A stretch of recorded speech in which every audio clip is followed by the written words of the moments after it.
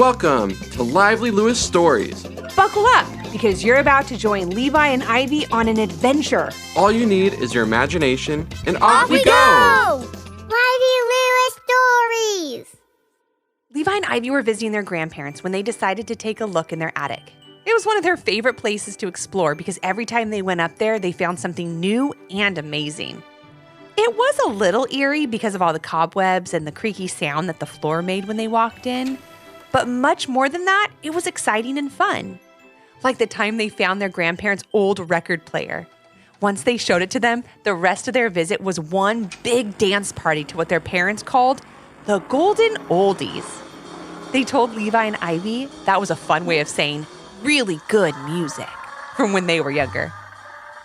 Then there was a time they found a tuba and an accordion in the attic. The rest of that visit was spent trying to form a family band.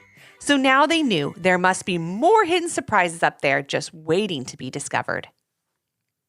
After Levi and Ivy finished lunch that day, they decided it was time for another attic adventure.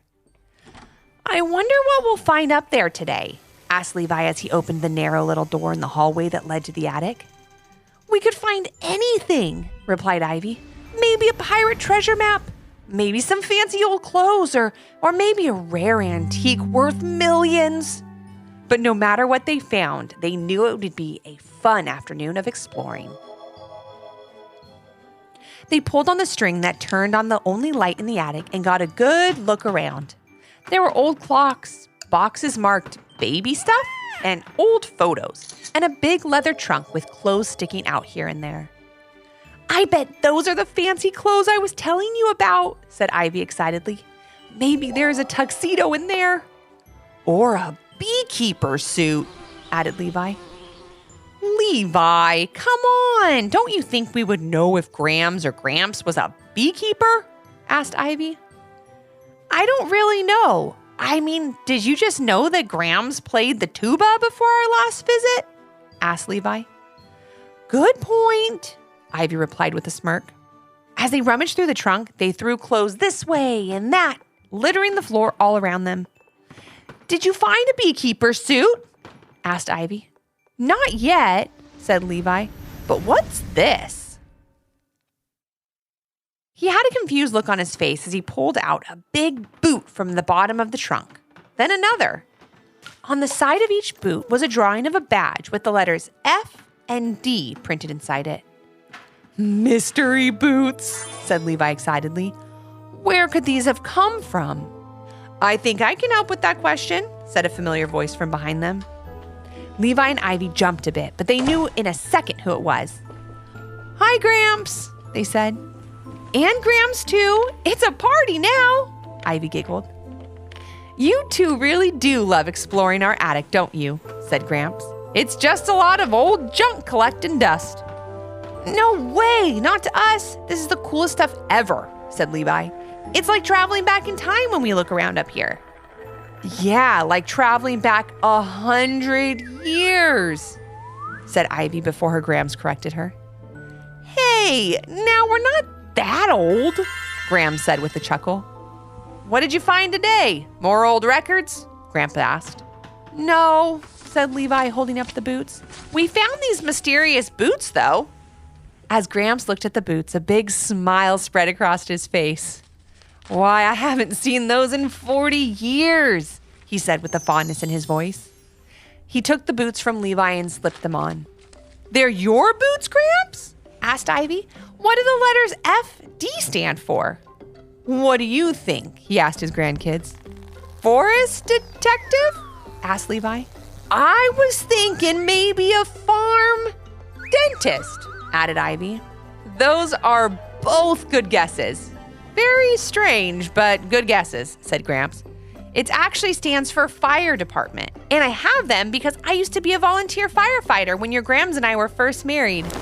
While a farm dentist or forest detective do sound like pretty cool jobs, being a firefighter was amazing."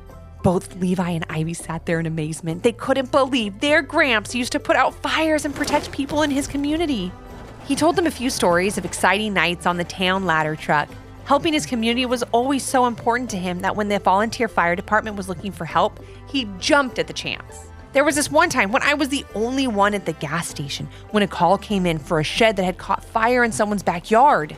Gramps began. I drove the truck down to the house myself and I put out the fire single-handedly. It was quite a night. Levi and Ivy loved hearing Gramps' stories and decided to dig further into the trunk to see what else they could find. It only took Ivy a moment before she felt something. The main part of it felt soft, like some kind of cloth, but right in the center was a pointy metal bit. She lifted her hand out of the trunk and saw that she was holding a police hat with a badge on the front. Whoa, Gramps, you were a police officer too? Said Levi, putting the hat on his head.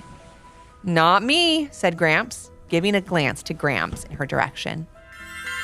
That's right, Gram answered. When your grandfather was volunteering at the fire station, I was volunteering at the police station in the K-9 division. I thought finding that old record player was pretty cool, but that's nothing compared to finding out all these amazing things that your grandparents did when they were younger, said Ivy. Gram went on to tell Levi and Ivy a story about how she trained a search and rescue dog that she had found abandoned on the street. The dog was nearly forgotten about until Grams used all she had learned to make him into one of the best canine officers in the whole state. She went on to tell many other stories about helping others and making sure her town was safe and protected. It was an amazing experience, and I kept that hat all these years to always remind me of it, as she proudly sat the hat on top of her head. How many more surprises does this trunk have for us? Laughed Levi as he reached in once again. What he pulled out next had him and Ivy almost speechless. Is that a gold medal for gymnastics? Levi and Ivy said together. They couldn't wait to find out who won this amazing trophy. That's mine too, said Gram. Now, it's not an Olympic gold medal, but I did take first place in my division when I was in high school, which was pretty good back then. It's pretty good right now, too, exclaimed Levi. Can you still do gymnastics?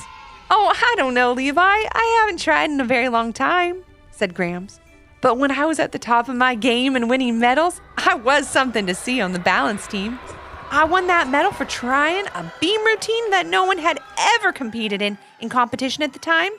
I worked for months to perfect it, and I still remember how great it felt to stand up and receive that medal. She could flip, roll, twist, and tumble with the best of them, Gramps said proudly, putting the medal around Graham's neck with a smile.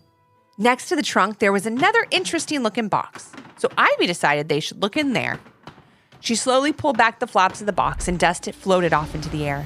Ivy sneezed as she moved a brittle piece of tissue paper and revealed another jaw-dropping surprise. Please tell me that's what I think it is, Ivy squealed with excitement. If you think it's a dinosaur fossil, then you'd be correct, replied Gramps. More specifically, an imprint of the horn of a triceratops that I got when I helped with a fossil dig in Montana. So my Gramps is a paleontologist? Levi said, reaching for the fossil. Well, it wasn't my main profession, but I've always been fascinated by dinosaurs, and I helped a friend who was a paleontologist with a dig many, many years ago, said Gramps. He let me keep the horn print as a gift.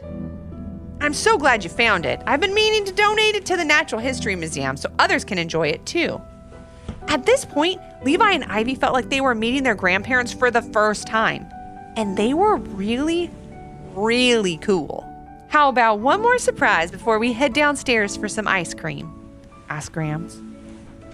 I don't know what could possibly be more exciting than what we've discovered so far. But let's do it, said Levi. Yep, I'm ready, said Ivy.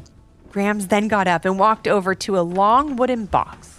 She removed the shiny top and revealed a board showing different cloth belts in many different colors. There was white, orange, blue, yellow, green, brown, and finally, black. Those aren't belts to hold up your pants, are they, Gram? Asked Levi. No, they're not, Grams replied. Grams, are you a ninja? Asked Ivy with wide eyes.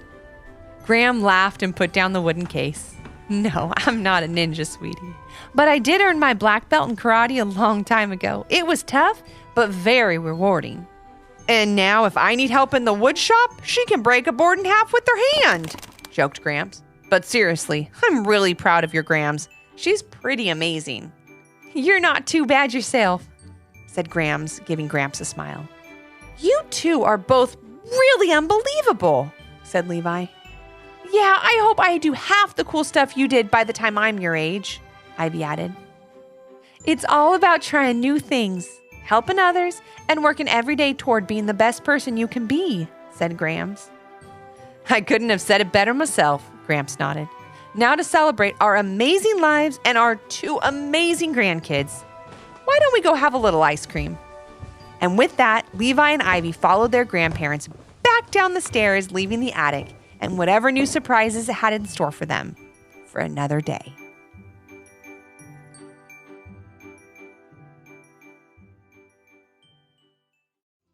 Did you learn a lesson from this story? If so, what was it? And parents, do your kids have a story idea? Leave a comment on our Apple Podcast review page with 5 stars, the idea, and your kid's name for a chance to join Levi and Ivy on their next adventure.